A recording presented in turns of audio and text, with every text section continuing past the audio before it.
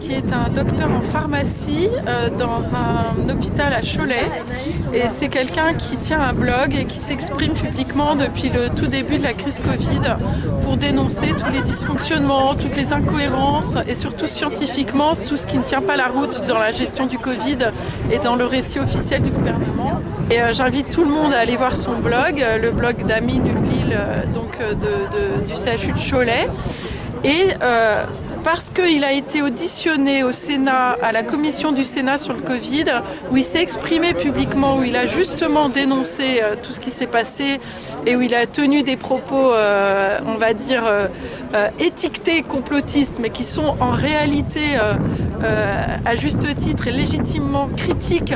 À cause de ça, il s'est retrouvé convoqué aujourd'hui et accusé de tenir des propos dits anti-vax. Donc il se retrouve aujourd'hui convoqué par une instance, on va dire, disciplinaire, qui est celle qui, on va dire, convoque tous les hospitaliers, les médecins, tous ceux qui travaillent dans l'hôpital public et qui, de façon très autoritaire, va dire s'ils ont le droit ou pas de s'exprimer sur tel ou tel sujet.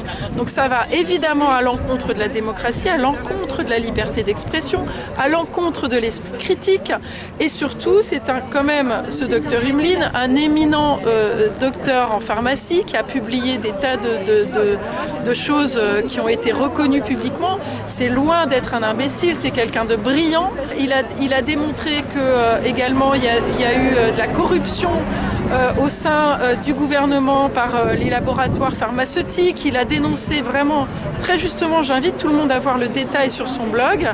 Et à cause de ça, parce qu'il a osé s'opposer au récit officiel, il se retrouve aujourd'hui en conseil de discipline. Évidemment, les médias n'en parlent pas, il n'a pas vraiment de soutien public, etc. Donc nous, en tant que citoyens, et en tant que citoyens de l'Union citoyenne pour la liberté, qui est notre groupe, enfin c'est une association qui est devenue un parti politique, on est là, on soutient du docteur Amine Umlil, parce que c'est hyper important pour nous aujourd'hui que des médecins comme lui qui ont osé s'exprimer puissent être défendus, être soutenus quand ils sont attaqués comme ça. Donc il faut absolument le soutenir, c'est indispensable. À l'époque, quand c'est sorti, j'ai écouté quelques... Il sortait du lourd. Hein. Bon, c'est peut-être ça qu'on lui reproche aussi. Donc c'est quand même fou, quoi, parce qu'en fait on lui prête quand même une certaine crédibilité puisqu'il est invité au Sénat pour faire un rapport. Ouais, surtout que là, c'est des avis d'experts quand même, c'est un avis d'experts qu'il a prononcé au Sénat. On sait qu'aujourd'hui, la plupart des médecins qui s'expriment à longueur de temps sur les plateaux de télé, il y a eu un rapport qui a été fait sur leur conflit d'intérêts et quasiment tous reçoivent de l'argent des grands laboratoires. Ça va de quelques milliers d'euros à parfois des dizaines de milliers d'euros, voire des centaines de milliers d'euros pour certains. Donc tous ceux qu'on voit défiler sur les plateaux de télé sont en lien de corruption, ça s'appelle de la corruption. Et ils ne peuvent pas avoir une parole crédible puisque ces gens-là touchent de l'argent des laboratoires qui ensuite vont vendre les médicaments ou les vaccins, etc. Donc on est dans un système ultra corrompu au niveau sanitaire, au niveau santé, au niveau industrie pharmaceutique. Et il faut vraiment sonner l'alerte là-dessus et que les citoyens se mobilisent et se rendent compte qu'on ne peut pas se fier au discours officiel qui émane des plateaux de télévision, des chaînes d'information, parce qu'il n'y a pas réellement d'intégrité morale et d'éthique morale chez ces gens-là qui, pour certains, touchent des milliers d'euros de la part des laboratoires.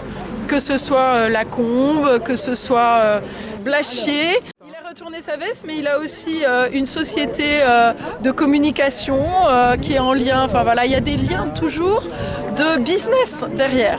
Donc comment croire des gens qui vont faire du business et qui ont des intérêts à ce que soient promus certains médicaments ou certaines substances ou certains vaccins.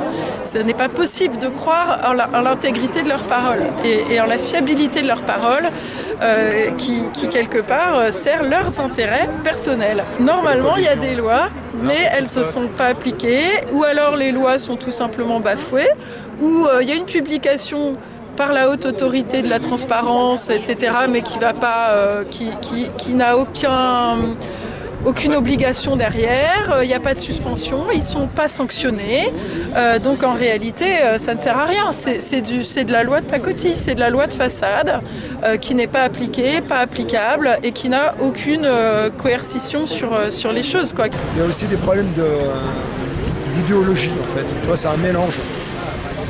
Et Rivasi, j'aime bien aussi, elle le dit bien, ça, l'Europe, on me demandait est-ce que tout le monde est corrompu. Elle dit non, mais les gens vraiment ont accepté la doxa.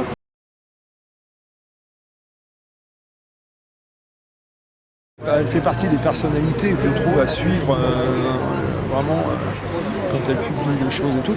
Et Barbara Stiegler aussi. C'est quand même comme ça, on peut pas, ils ne sont pas vraiment connectés d'extrême droite, et puis c'est des spécialistes, etc. Peut-être avoir quand même un peu